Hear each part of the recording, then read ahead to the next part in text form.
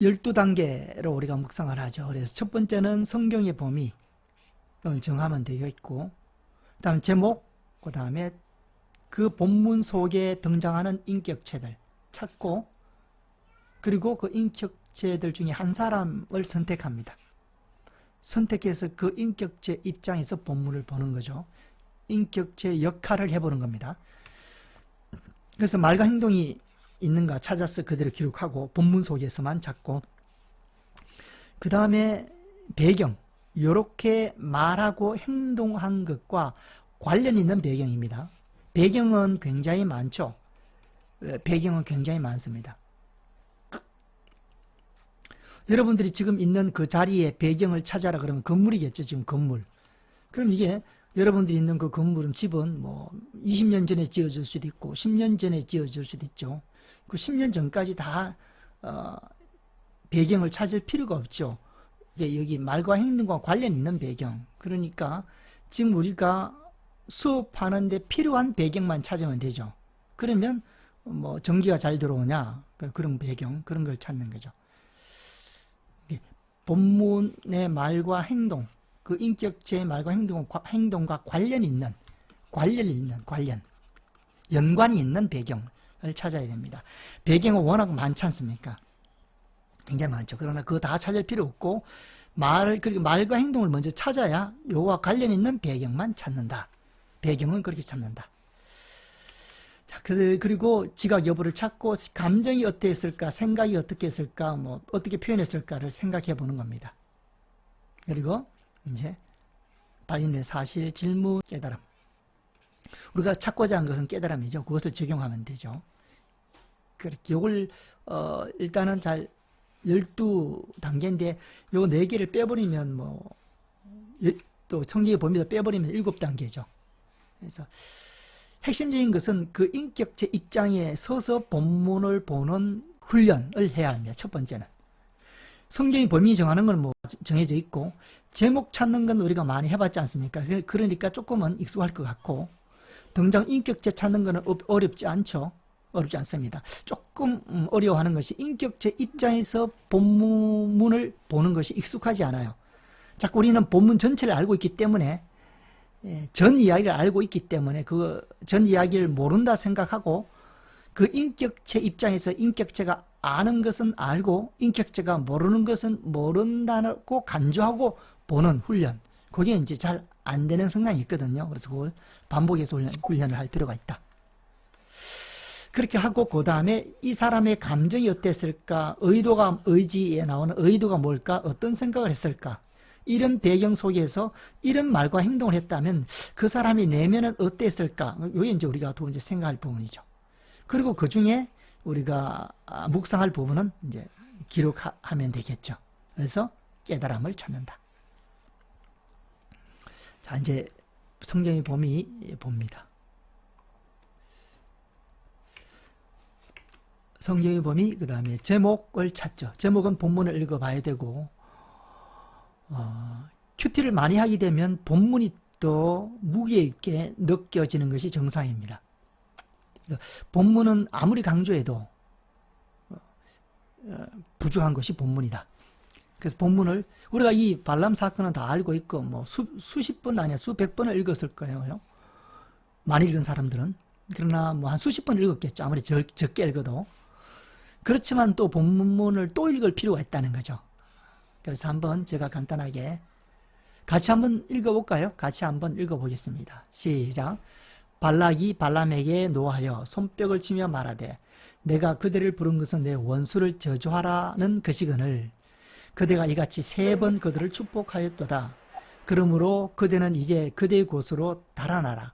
내가 그대를 심히 높여 심히 존귀하게 하기로 뜻하였더니 여호와께서 그대를 막아 존귀하지 못하게 하셨도다. 12절. 발람이 발락에게 이르되, 당신이 내게 보낸 사신들에게 내가 말하여 이르지 아니하였나이까. 가령 발락이 그 집에 가득한 은금을 내게 줄지라도 나는 여호와의 말씀을 어기고 선악간에 내 마음대로 행하지 못하고 여호와께서 말씀하신 대로 말하리라 하지 아니하였나이까. 이제 나는 내 백성에게로 돌아가거니와 들으소서. 내가 이 백성이 후일에 당신의 백성에게 어떻게 할지를 당신에게 말하리이다 하고 예언하여 이르기를 볼의 아들 발람이 말하며 눈을 감았던 자가 말하며 하나님의 말씀을 듣는 자가 말하며 지극히 높으신 자의 지식을 아는 자 전능자의 환상을 보는 자 엎드려서 눈을 뜬 자가 말하기를 내가 그를 보아도 이때 일이 아니며 내가 그를 바라보아도 가까운 일이 아니로다. 한 별이 야곱에게서 나오며 한 규가 이스라엘에게서 일어나서 모압을 이쪽에서 저쪽까지 쳐서 무찌르고 또 셋의 자식들을 다 멸하리로다. 이 10절에서 17절 중간을 끊었습니다. 그리고 18절도 이어지고 앞에도 뭐 9절 나오겠죠. 그래서 일단 10절부터 17절까지만 요 안에서만 우리가 묵상을 하는 훈련을 해야겠죠. 우리가 발람이나 뭐 발람이나 발락에 대해서 묵상을 한다 했을 때 뒷이야기까지 우리가 알고 있기 때문에 뒷이야기를 자꾸 끄집어내서 묵상을 하려는 성향이 있죠. 일반적으로 그렇죠. 그러나 그거보다는 뒤에 구절이 아니라 본문 속에서만 찾으려는 노력, 그게 이제 필요하다. 그 훈련을 하는 겁니다. 훈련 중에 하나가 본문 속에서. 그래서 읽었습니다. 그래서 이거 읽어서 이해가 될 때까지 반복해서 읽어야 되고, 그래야 제목을 찾을 수 있고, 좀 이해가 모자란다 싶으면 앞, 뒤를 다 읽어봐야 됩니다. 늘 앞, 뒤는 꼭 읽어봐야 되죠. 그래야 스토리가 어떻게 진행되는가를 알게 되고, 제목을 정하기가 쉽겠죠.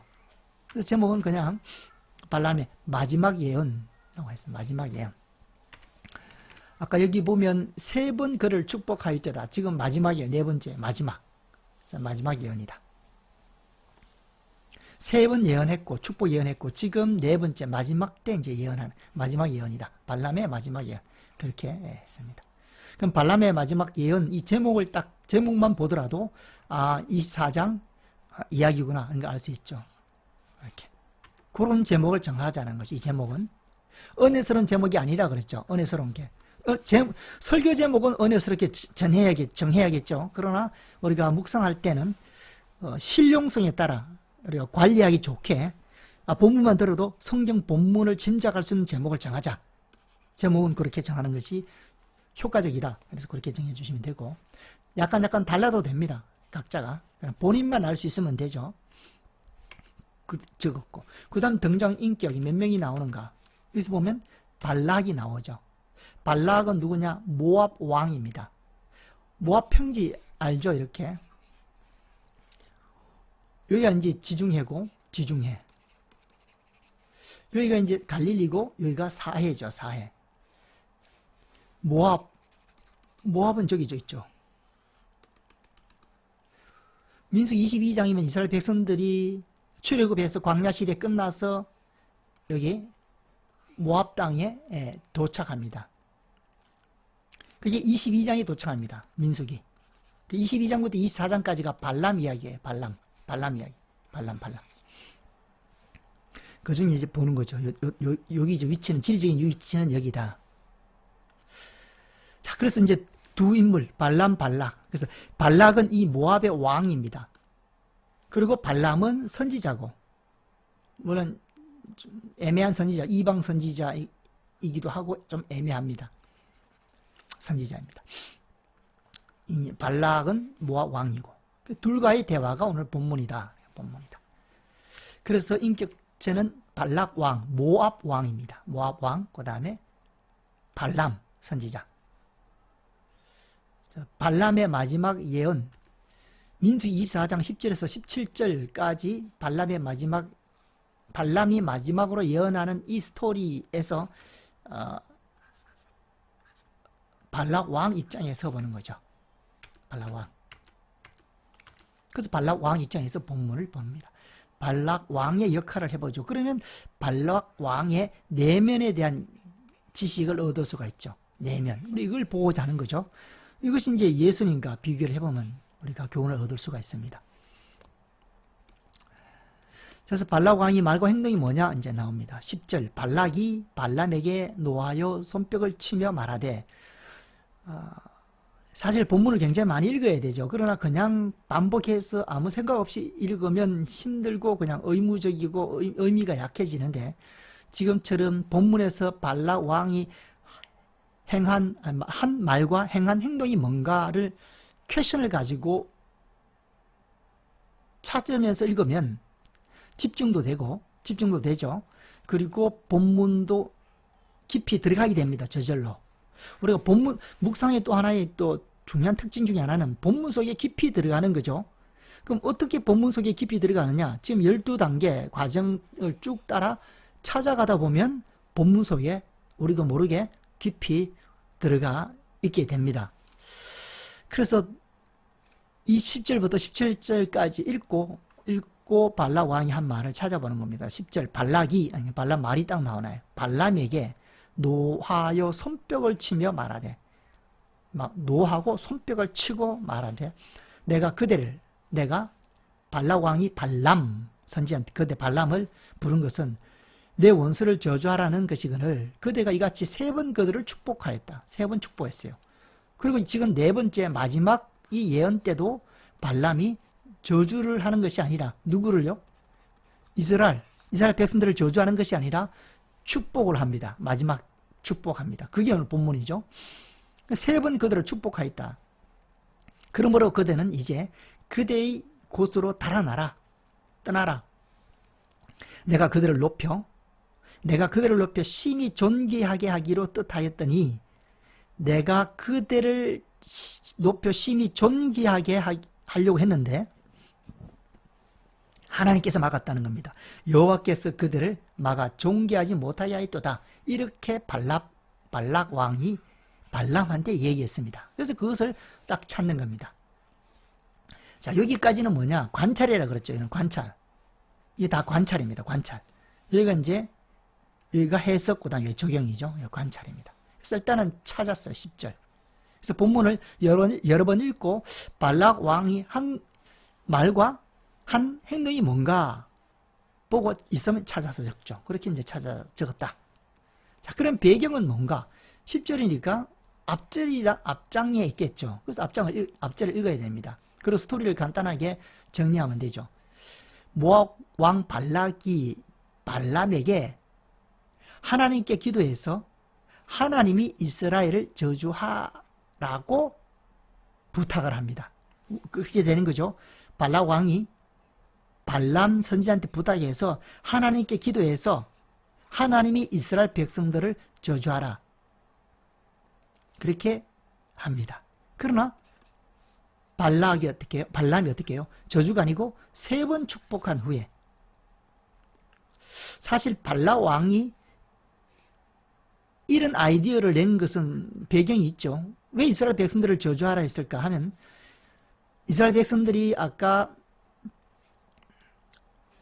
지도가 이렇게 되나요? 여기가 이제 홍해고 여기가 지중해고 여기가 시내산이고 여기가 이제 가나안 땅이죠. 그리고 여기가 이제 모압 평지에 왔을 때죠. 이스라엘 백성들이 여기 모압 평지로 오기 직전에 여기서 아모리 족속을 쳤습니다. 아모리 족속은 이 지역에서 가장 강한 족속이에요. 이스라엘 민족이 쳤다는 거죠. 이게 말이 안 되죠. 이스라엘 민족은 장정만 70만 명이 광야를 헤맸죠. 출애굽할 때 장정만 70만 명이니까 약 가족, 아내, 자녀 치면 약 300~400만 명 이렇게 잡지 않습니까? 그러니까 이 이스라엘 백성들의 이 이동은 군사가 아니고 그냥 뭐 피난 난민 같은 거죠. 그런데 이들이 아모리족을 쳤다는 말에 충격을 받은 겁니다. 발락 왕이. 아모리족은 정예부대고 아주 강한 민족인데 이스라엘 민족이 이걸 물리쳤다 하니까 두려운 겁니다. 발락 왕이. 그래서 어떻게 하면 이스라엘 백성들을 막아볼까? 그 아이디어를 냈는데, 호부 아이디어를 냈는데 그게 뭐냐면 발람 선지자를 불러서 하나님으로 하여금 이스라엘 백성들을 저주하라 해야겠다라는 이상한 발상을 한 사람이 이게 발락 왕이거든요. 배경이. 그래서 이제 그래서 이스라엘을 저주하라. 발락 왕이 이스라엘을 저주하라 하는 그런 동기는 뭐냐? 아까 말씀드린 것처럼 아모리족을 쳤기 때문이죠. 그래서 저주하라 했는데 발람이 3번이나 축복을 해요. 발람 왕 입장에서 화가 났겠죠. 그래서 노하여 손뼉을 치며, 이건 본인의 뭐 특성이겠죠. 화를 했을 때 사람들의 어떤 성향, 습관 뭐 그렇겠죠. 그리고 이제 그 뒤에 한 말을 이제 아까 읽어본 것처럼 내가 그대를 부른 것은 내 원수 이스라엘을 저주하라는 것인데 축복이 했어요. 그러니까 너 가라. 사실 내가 너 종기하려고 했는데 하나님이 막으셨다. 이렇게 얘기한 겁니다. 그렇게 발락 왕이 얘기했습니다. 세 번 축복한 것을 보고 자기 의도대로 저주하지 않고 의도와 정반대로 발람이 이스라엘 백성들을 축복하는 것을 보고 이렇게 말했다는 거죠. 그러고 나니까 발람이 어떤 행동을 하냐, 어떻게 말하냐면 발람이 발락의 왕한테 말합니다.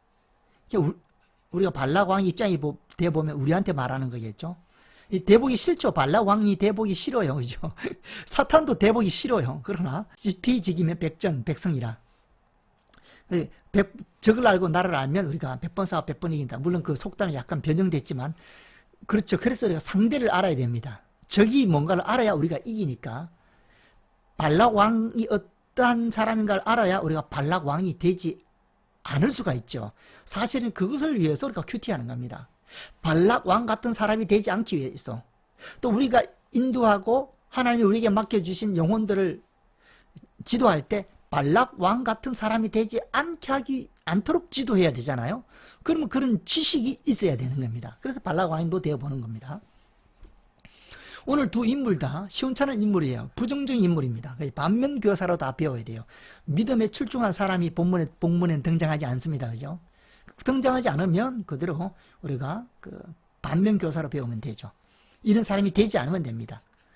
반면교사의 교훈이 성경에 기록된 게 있어요. 그게 누구냐 하면 솔로몬입니다. 솔로몬이 아니고 솔로몬을 반면교사라고 후손들이 그렇게 약속을 합니다. 포로기한 돌아와서 1차, 2차, 3차 돌아오죠. 솔로몬은 단일 왕국 시대죠. 사울, 다윗, 솔로몬 세 왕이죠. 나라가 하나였을 때 왕은 3명밖에 없죠. 물론 르호보암도 있죠. 그 빼고 3명밖에 없고 그다음 분열 왕국 그다음에 이제 포로 귀환 시대. 포로 시대 70년 지나고 귀환 시대 3차로 올 때 3차에 1차는 스룹바벨, 2차는 에스라, 3차는 느헤미야가 오지 않습니까? 지도자가 되어서 왔을 때 이들이 와서 종교개혁을 합니다. 성벽을 건축하고 종교개혁을 하죠. 종교개혁을 할 때 다짐하죠. 하나님 잘 섬기자 이렇게 다짐하죠. 다짐할 때 뭔 얘기를 하냐면 솔로몬 얘기를 해요.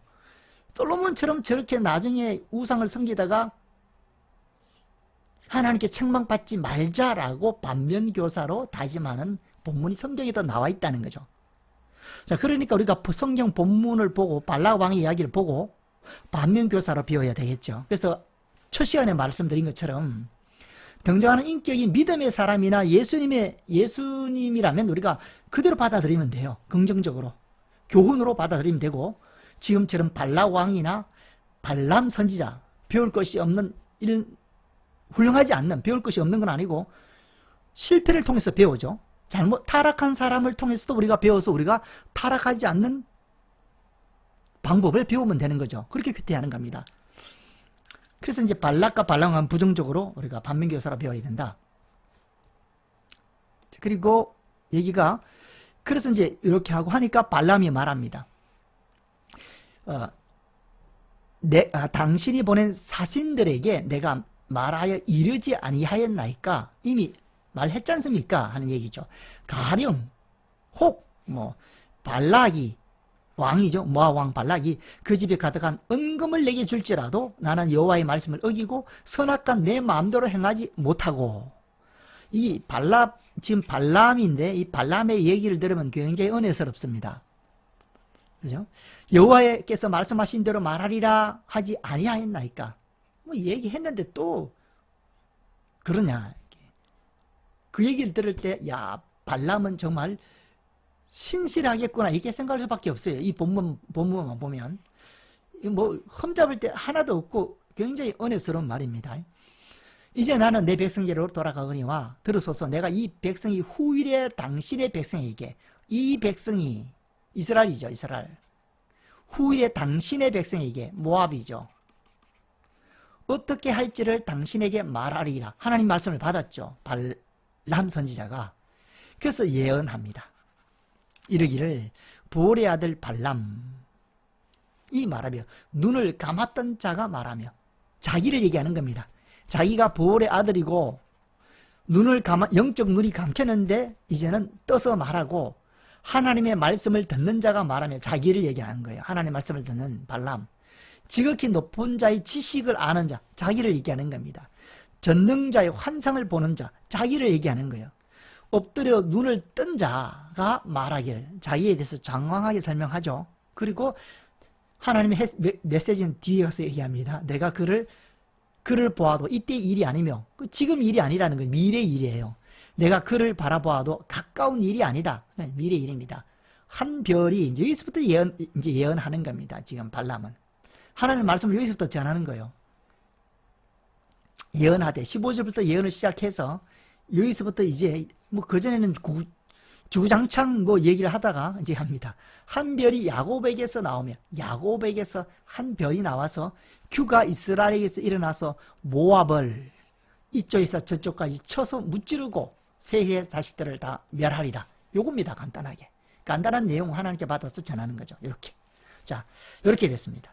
요거 조금 더 길게 했나면 좀 이따 발람 때 어차피 읽어야 되니까 지금 읽은 거죠. 자, 그 내용 파악을 정확히 다시 해보면, 발락 왕 입장에서 보면 이스라엘을 저주해야겠다는 생각이, 이스라엘을 물리쳐야 되겠다는 생각이 들었습니다. 발락 왕. 아까 배경은 아모리족을 쳤기 때문에 이스라엘 백성들이 그 강한 미국, 오늘 같으면 미국을 쳤다는 거죠. 그러니까 미국보다 더 강한 힘이 있구나라고 이스라엘 백성들을 그렇게 여기기 때문에 두려워서 어떻게 이걸 해결할까 하다가 발람을 불러서 저주하라 했는데, 하나님께 기도해서 하나님으로 하여금 저주하게끔 했는데, 그러니까 이 사고가 문제가 많죠. 하나님을 그냥 자기의 어떤 그 필요에 의해서 자기 욕심을 이루는 하나의 어떤 수단으로서 하나님을 이용하는, 신을 이용하는 그런, 하나님을 알지 못하니까 이방 민족이 신을 그렇게 이용하는 내면을 첫 번째 우리가 볼 수 있습니다. 그래서 스토리를 깊이 들어가면 그 사람의 내면이 보여요.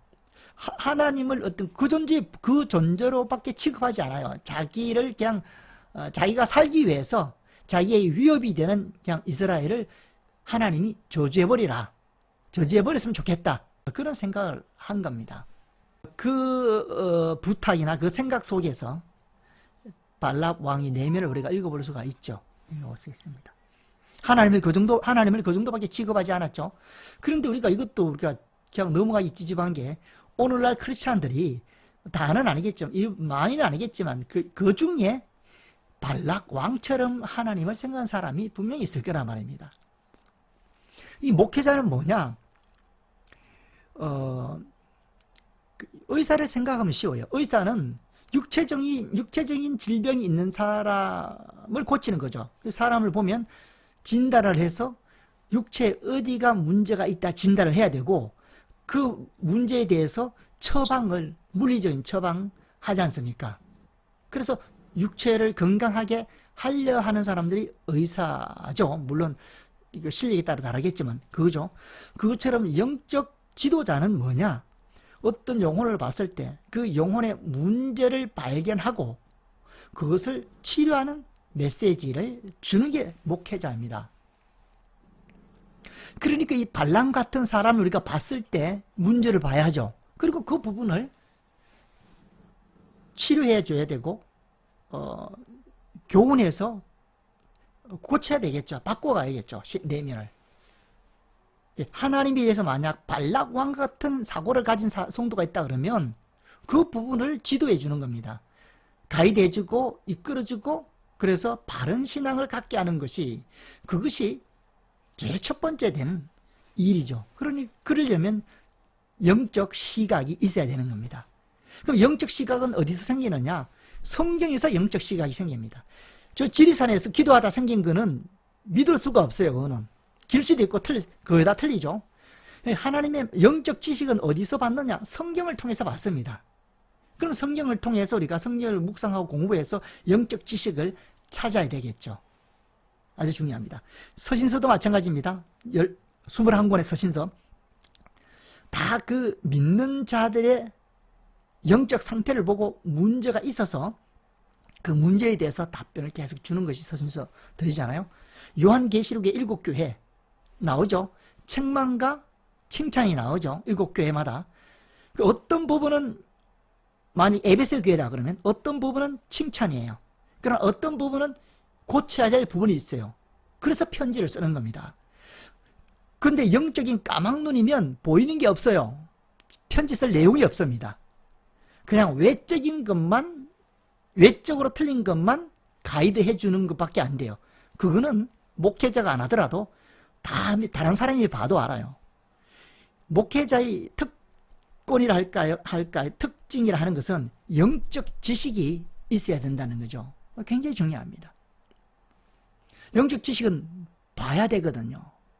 의사가 진찰을 해보면 뭐가 문제다 발견해야 그 다음에 뭐 치료를 하든지 처방을 하죠. 목회자도 성도들을 보면, 사람들을 보면, 불신자도 봐도 마찬가지고 보면 영적으로 문제를 발견해야 됩니다. 그래야 그 부분에 대해서 메시지를 전할 수가 있죠. 그래서 우리가 성경을 보는 거죠. 그래서 성경을 통해서 영적 지식이 있어야 된다. 그래서 발락 왕 같은 사람을 보면 하나님에 대해서 그렇게 생각하고 있으면 그에 대해서 곧 교정을 해줘야 된다는 거죠. 하여튼 이제 다시 본문으로 들어가서 그런 원리입니다. 하나님의 말씀을 어떻게 활용하는가 이렇게 질문했을 때는 그렇게 활용하는 겁니다. 의사들이 의학 지식을 어떻게 사용하는가 아주 비슷하죠. 의사들은 몇 년 굉장히 오랫동안 배우잖아요. 인턴까지 해서 굉장히 9년 10년을 배우지 않습니까? 뭐만요? 의학 지식만 그렇게 주구장창 파고듭니다.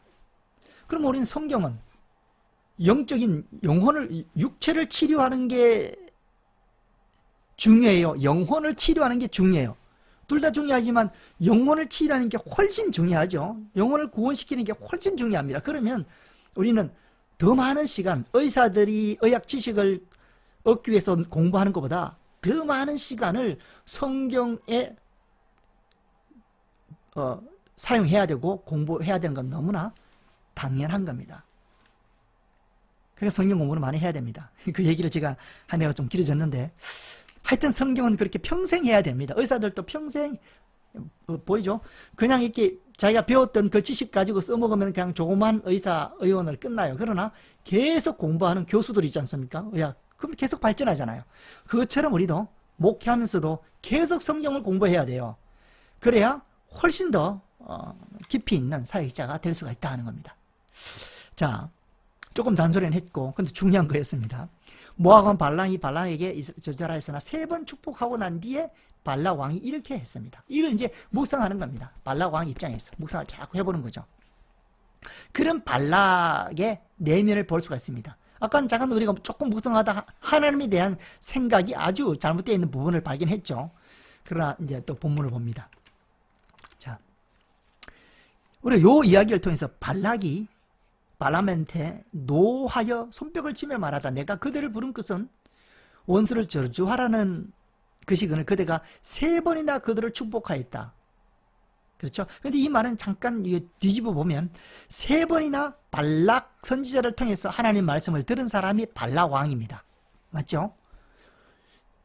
발락 왕은 하나님의 음성을 들었어요. 누구를 통해서요? 발람 선지자를 통해서. 물론 발람 선지자가 시원찮죠. 그렇지만 하여튼 발람 선지자를 통해서 3번이나, 한 번도 아니고 3번이나 들었어요. 발락 왕. 그런데 이 들었음에도 불구하고 자기의 생각과 의지를 바꾸지 않았습니다.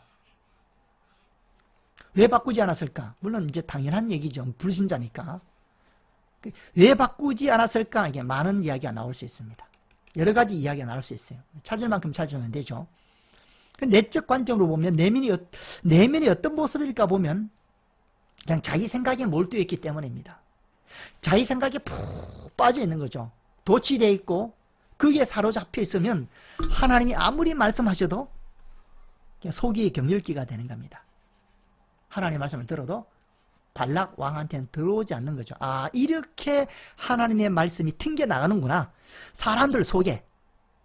왜 우리가 복음을 전할 때 사람이 그 복음을 받아들이지 않고 거절해버리는가? 바로 자기의 생각과 평생 자기가 확신해온 생각이 딱 버티고 있기 때문이죠.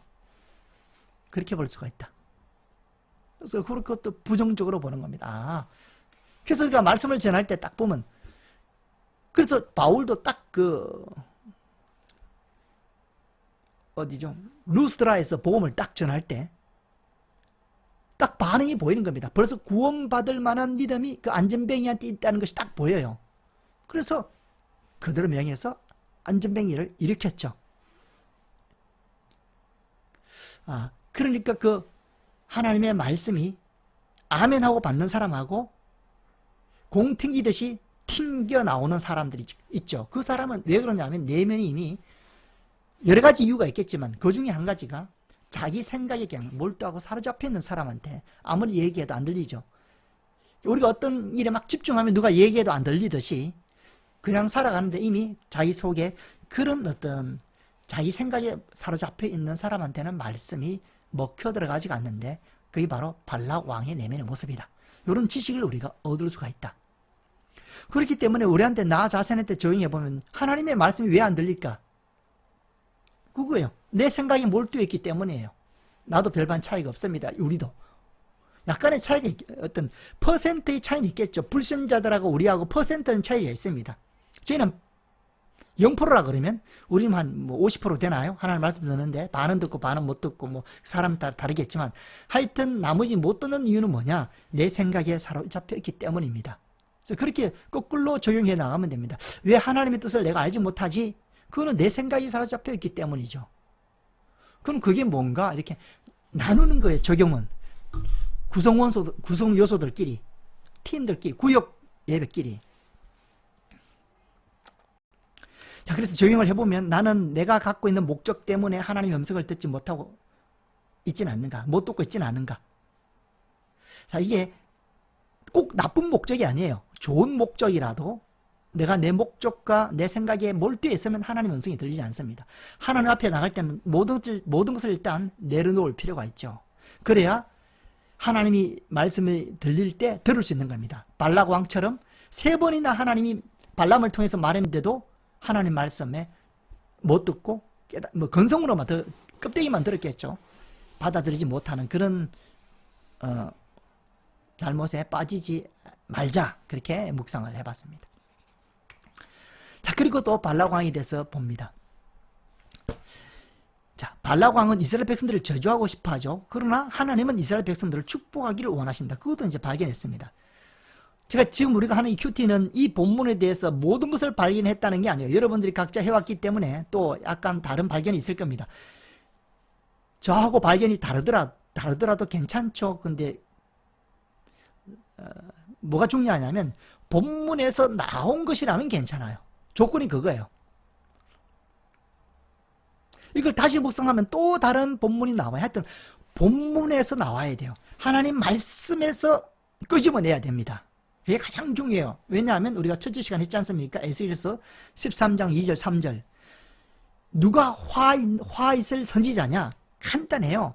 하나님 말씀에 본 것이 없이 전하는 자입니다. 근데 보통 성도들은 그렇게 생각 안 해요. 은혜스러우면 하나님 말씀이고 은혜스럽지 않으면 하나님 말씀 아니라는 기준을 거의 다 갖고 있습니다. 그리고 내가 납득이 되면 그건 하나님 말씀이고 내가 납득이 안 되면 하나님 말씀 아니다. 이런 기준을 갖고 있어요. 하나님의 성경에 있는 말씀이면 내가 납득이 안 되더라도 하나님 말씀이고 내가 은혜가 안 되더라도 하나님의 말씀이에요. 그걸 생각해요. 그거부터 바꿔줘야 돼요. 듣는 사람들. 이게 말씀을 전하는 자가 중요하고 듣는 자도 아주 중요합니다. 성경 읽어보면 참 기가 막힌 얘기도 참 많아요. 아합 같은 경우는 선지자를 불러요. 미가 선지자를 부릅니다. 왜 부르냐면 전쟁을 치르기 전에 이스라엘 백성들은 관례적으로 늘 하나님께 묻죠. 선지자를 불러서 하나님의 뜻을 물어요. 그게 통상적인 일이거든요. 그래서 불러요, 아합이. 그래서 미가 와서 전쟁에 나가면 어떻게 될 거다 얘기해줘요. 그런데 아합이 기대하는 축복의 메시지를 안 주거든요. 그러니까 미가를 그냥 옥에 집어넣고 또 핍박하는 겁니다. 그러면 아합은 왜 하나님 말씀을 들으려고 그래요? 그런 들음은 하나님 말씀을 진짜 듣고 싶어 듣는 들음이 아니라는 것을 깨달아야 됩니다. 그냥 자기가 원하는 대답을 미가를 통해서 듣고 싶은 거예요. 그게 하나님의 뜻이었으면 좋겠어요. 그거죠. 아합은. 결국 미가가 얘 죽을 거다 얘기합니다. 직접적으로 얘기하지 않고 이스라엘 백성들이 양들인데 이 양들이 목자를 잃어버릴 겁니다. 전쟁을 치르고 나면 이 양들은 목자를 잃어버릴 거예요. 목자는 누구냐? 아합이거든요. 그렇게 이제 비유적으로 얘기하는데 그 얘기 듣고 아합이 열받아가지고 또 미가를 오게 가지고 이렇게 하지 않습니까? 그러니까 이 아합이 듣는 것, 이게 참 중요하다는 겁니다. 사람들이 나에게 여러분한테 말씀을 하나님 말씀을 들려주세요. 쏘면 안 됩니다. 아합처럼 그런 어떤 수준에서 들려달라 할 수도 있어요. 전달이 되나요? 전달이 되나요? 이거 성경을 우리가 많이 봐야 돼요. 단순하지가 않습니다. 그래서 지금 우리가 듣는 자 얘기를 잠깐 했고, 전달자는 아주 중요합니다. 전달자는 핵심은 뭐냐? 간단히 아까 말한 것처럼 여호와의 말씀에 있는 것. 그래서 지금도 제가 말씀을 드린 것은 이 묵상하고 당연히 다르게 묵상할 수 있죠. 묵상하더라도 본문에 근거한 묵상이면 되고, 본문에서 어떤 영적 진리를 찾는 그런 훈련을 이번 학기에 기초를 세우자 하는 겁니다. 12강인가 14강을 통해서 다 할 수는 없지만 일단 기초를 세우는 것이 목표다. 그리고 끊임없이 아까 의사가 공부를 그렇게 했듯이 끊임없이 하나님 말씀을 공부해 나가야 합니다. 본인이 스스로 노력해야 돼요. 누가 과목에 들어갔기 때문에 성경을 공부하나요? 성경을 목회자 안 되는 게 낫죠. 과목에 안 들어가면 당연히 들어가야 되고, 안 들어가도 길을 쓰고 공부를 해야 돼요. 길을 쓰고. 그게 바른 목회자가 되고 귀하게 쓰임받는 목회자가 되는 길이기 때문에 막 찾아서 가야 돼요. 억지로 성경을 읽어라, 성경을 공부하라, 이게 신학생들한테 얘기하면 안 됩니다. 의학도한테 와서 너희들 의학 진리를 배워라 안 하잖아요. 그들이 길을 팔고 밤새 연구하고 시험하고 막 그러잖아요. 성경을 그렇게 공부해야 됩니다. 너무나 당연한 얘기예요. 너무나 당연한 얘기를 제가 너무나 특별하게 하니까 이상, 그죠? 지금 현 분위기가 그렇지 않다는 거죠. 현 교계의 분위기가. 그냥 말씀을 하나의 수단으로 그렇게 해요. 교회를 경영하는 하나의 수단으로 생각해요. 그렇게 하면 안 됩니다. 말씀이 주가 되고 그 다음에 경영이나 모든 것이 그 후속타로 가야 된다 하는 겁니다. 자, 그래서 발람 왕이 저주하고 싶은 이스라엘 백성들이라 하더라도 하나님은 축복하고 계실 수도 있다는 겁니다. 그건 우리한테 교훈을 주죠. 자기가 저주하고 싶은 사람이라도 하나님은 축복하실 수 있다. 내가 저 사람 저주받았으면 좋겠어, 하나님. 그래도 하나님은 그 사람을 축복할 수도 있다는 겁니다. 자기 부인이 필요합니다. 내 입장이 아닌 하나님이 그 사람, 중요한 그거예요. 하나님이 그 사람을 어떻게 대하는가를 파악해서 빨리 우리가 갈아타야 돼요. 내 생각을 버리고 하나님의 생각을 받아들여야 됩니다. 하나님이 그 사건을 어떻게 생각하는가, 하나님이 그 비전을, 하나님이 그 사명을 어떻게 생각하는가를 빨리 발견하고 내가 평소에 생각했던 내 생각을 버리고 하나님의 생각으로 갈아타야 돼요. 그렇게 변하고 싶습니다. 빨리 기차를 갈아타자. 지금은 우리가 여러분의 기차를 타고 여러분이 운전하고 있어요. 그러나 하나님의 기차를 발견하고 빨리 그쪽 칸으로 뛰어 넘어가는 게 중요합니다. 하나님의 큰 역사 가운데 내가 들어가는 거예요. 그러면 물이 흘러가는 대로 하나님의 역사에 조력자입니다. 동역자고 협력자예요. 그렇게 생각하면 됩니다. 자, 그 다음에 모압 왕 발람이 이스라엘 저주하라 하였으나, 이것도 참 생각이 참 웃기는 겁니다. 이 가당치도 않는 생각이죠. 이게 비합리적인 생각이에요. 왜냐하면 하나님의 백성 이스라엘을 저주하겠습니까? 우리 상식적으로 여러분의 자녀를 저주하겠어요? 저주 안 하잖아요. 그런데 발락 왕은 그것을 기대했다는 겁니다. 이게 지금 자기 이익이나 자기의 목적에 몰두했기 때문에 지금 상황이 어떻게 돌아가는가 상황 파악이 안 되는 겁니다. 우리가 그렇죠? 사람들 보면 상황 파악을 못하는 사람 있잖아요, 지금. 왜냐하면 자기의 생각이 도취해 있거나 그랬을 때는 상황 파악을 못하듯이 발락 왕도 그렇게 하는 겁니다. 그렇게 한 거예요. 그걸 막겠다, 아이디어를 내겠다, 그건 우리가 이해가 돼요. 그러나 하나님의 백성을 저주하라는, 그건 얼토당토 않는 생각을 하는 것은 조금 웃기는 겁니다. 그러니까 하나님의 뜻을 알지 못하면, 하나님은 하나님 이스라엘 백성을 통해서 결국 이스라엘 백성들은 아브라함의 후손이죠. 아브라함을 택해서 이스라엘 민족을 만드시고 이스라엘 민족을 통해서 여러 민족, 온 민족을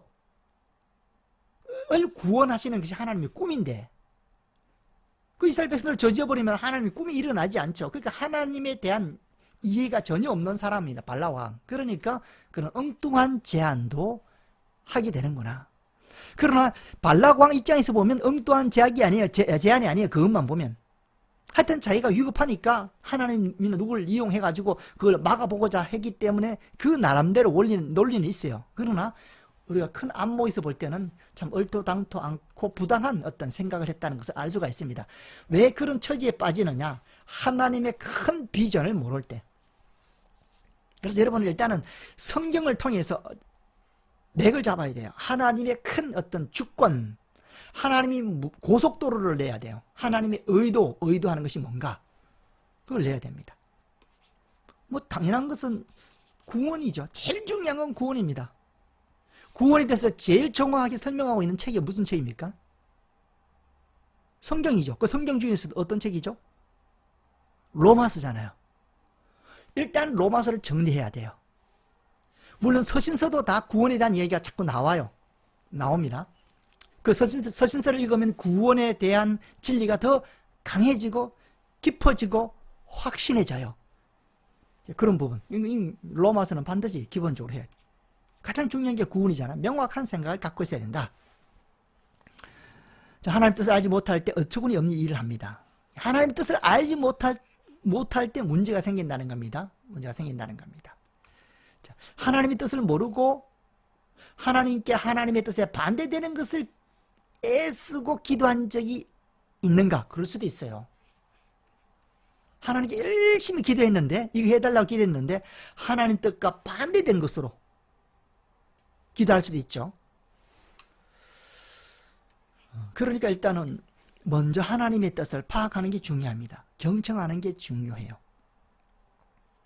마리아와 마르다가 예수님을 이제 식사 초대했지 않습니까?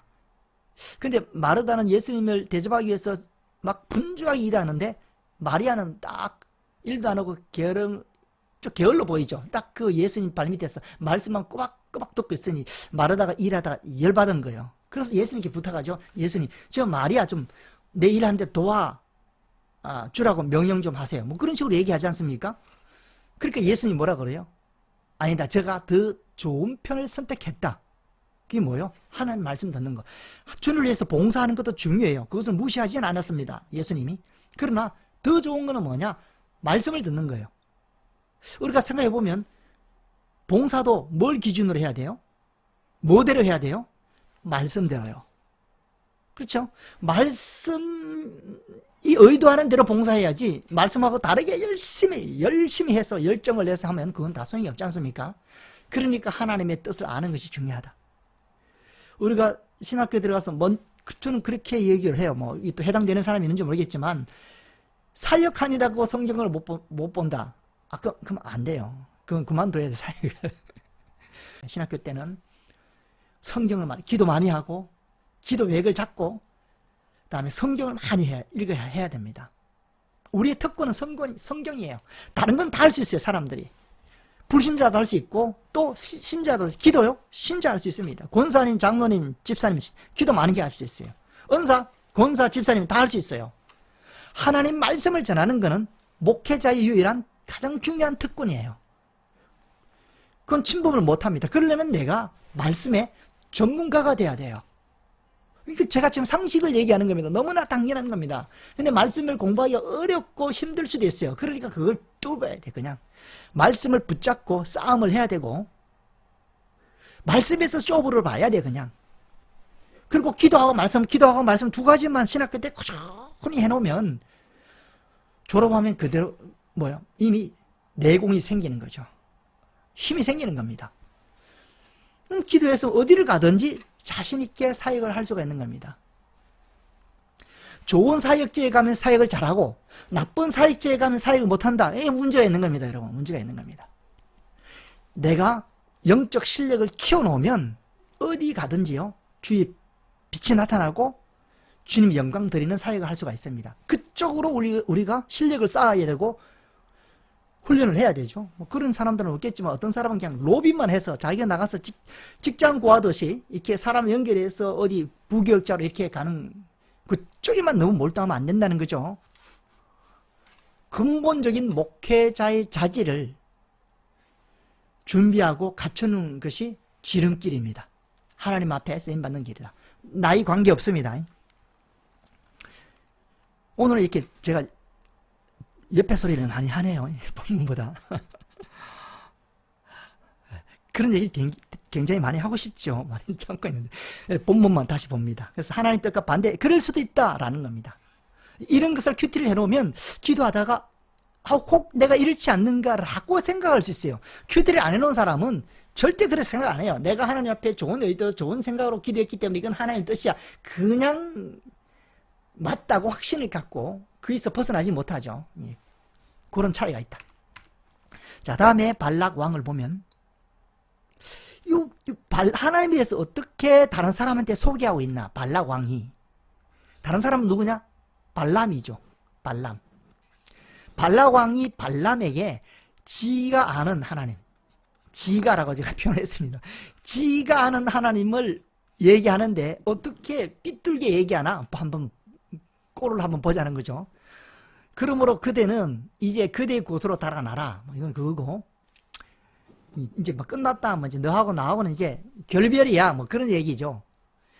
내가 그대를 높여 심히 존귀하기로 했는데 내가 너한테 정말 잘해주려고 했는데 그거죠. 이 폼 잡는 거죠. 하나님이 그들을 막아 존귀하기 못했다.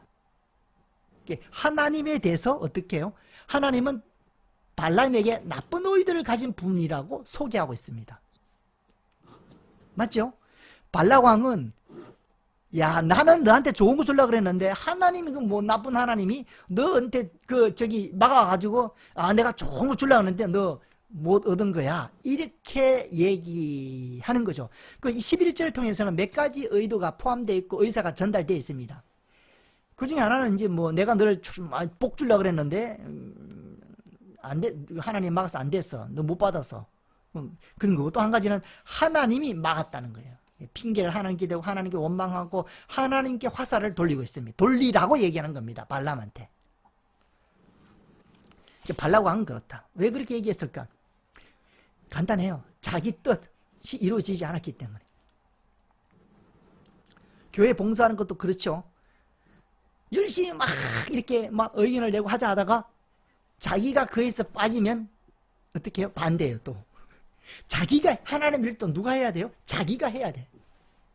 자기가 안 하면 하나님 일 또 뭐요? 안 했으면 좋겠어. 그 수준이에요. 보통 사람들이. 자기 뜻이 이루어지지 않았기 때문에 하나님한테도 부정적인 얘기하고 이런 얘기를 하고 있는 발락 왕의 모습을 볼 수가 있다. 자, 이런 발락 왕은 특별한 사람이 아니라 우리가 타락하면 발락 왕이 되는 겁니다. 그 타락이 뭔가를 알아야 타락하지 않죠. 우리가 신앙이 처지면 발락 왕이 되는 거예요. 신앙이 떨어졌다 안 떨어졌다 그걸 볼 수 있는 눈이 있어야 된다 그랬죠. 저런 걸 보면 알아요. 성도들이 사람들이 하는 행동과 그걸 보면 신앙이 떨어졌구나, 뭐가 문제구나, 이게 어렴풋하게 보여야 된단 말입니다. 성경 지식이 많은 사람은 더 디테일하게 보이는 거고 그 감을 잡아야 돼요. 발락 왕은 그렇다는 겁니다. 자기 뜻이 이루어지지 않으면 그냥 파산시켜버려. 그냥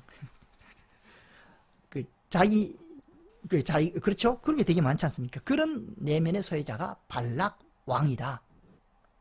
우리는 그런 사람이 되어서는 안 되겠다. 자기 뜻이 이루어지지 않았다고 해서 하나님을 나쁜 분으로 몰아가면 안 된다는 겁니다. 이런 것들은 사실 불신자들 속이 더 많아요. 하나님을 나쁜 분으로 얘기한 사람 보면 결국 자기의 어떤 기대치를 얻지 못했기 때문에 하나님으로부터. 그래서 이렇게 또 몰아가는 사람도 많죠. 굉장히 경우의 수가 많습니다. 다양한 샘플들이 많습니다. 일단 그 내적인 원리를 우리가 성경에서 딱 캐치해서 지식을 딱 갖고 있으면 불신자들이나 사람들이 행동하는 걸 보면 이해돼요. 저 사람이 이렇게 해서 이렇게 하구나. 우리가 믿음의 사람만 주구장창 보면 불신의 사람을 이해를 못할 수가 있어요. 그러나 성경에는 불신의 사람도 엄청 많이 등장하잖아요. 아닌 것도 알아야 됩니다, 여러분. 맞는 것도 알아야 되겠지만 아닌 것도 알아야 돼요. 그래서 믿음의 사람에 대해서 큐티도 많이 하고, 또 믿음이 아닌 사람, 믿음이 없는 사람에 내면에 대해서도 많은 것을 봐놔야 사람들이 보여야 되죠. 보여야 됩니다. 영적 상태가 보여야 돼요. 그래야 메시지를 전하고 싶은 거죠. 그리고 우리가 세상을 보면 메시지가 전하고 싶어서 차고 넘쳐야 됩니다. 여러분 길 가는데 새 삶은 은혜가 다리 난간에서 막 넘어가려고 그래요. 그걸 봤을 때는 어떻게 해요, 여러분? 쫓아가서 뭐 말리잖아요. 그냥 가서 뭐요? 막 이렇게 말리는 의욕이 생기잖아요. 우리가 영적으로 세상을 딱 바라보면 저 사람이 엄청 부자고 학력도 되게 많은데 영적으로 딱 보면 망가져 있어요. 그 벼랑에서 떨어지려는 사람처럼 보여요. 그럼 가서 말리듯이 그 사람한테 가서 복음을 전할 수가 있는 겁니다. 진리를 얘기할 수 있어요. 다른 면에서 내가 위축되고 내가 부족하고 물질도 그 사람보다 적고 학력도 그 사람보다 적고 그 사람을 가르친다는 것은 엄두도 못 내죠. 그러나 영적 시각을 딱 보면 문제가 있을 때는 영적 지식이 있으면 그 부분에서 가르쳐 주고 싶은 생각이 있다는 거죠. 그런 어떤 마인드, 마음, 열정, 뜨거움이 목회자 속에는 있어야 된다. 세상을 딱 보면 할 말이 있어야 돼. 할 말이. 세상이 잘 되고 멋지게지고 뭐 스마트 시티하고 해가지고 모든 사회 보장 제도도 잘 되고 모든 것이 민주주의로 잘 발전된다 하더라도 그건 외적으로 본 거고 영적 관점으로 딱 봤을 때는 문제가 엄청 많은 겁니다. 그래서 얘기해 줄 수 있어야 되는 거죠. 그것이 어떻게 생기느냐? 성경을 읽으면 묵상을 하면 생기는 겁니다. 묵상을 하면. 자, 저기는 내 뜻이 이루어지지 않았을 때 하나님에 대해서 부정적인 생각을 다른 사람에게 주입시킨 적은 있는가? 양심을 우리가 느껴봐야 됩니다. 양심상. 자기에서 벗어내 날마다 십자가를 지는 바울의 어떤 신앙을 담아야겠죠. 자, 그렇게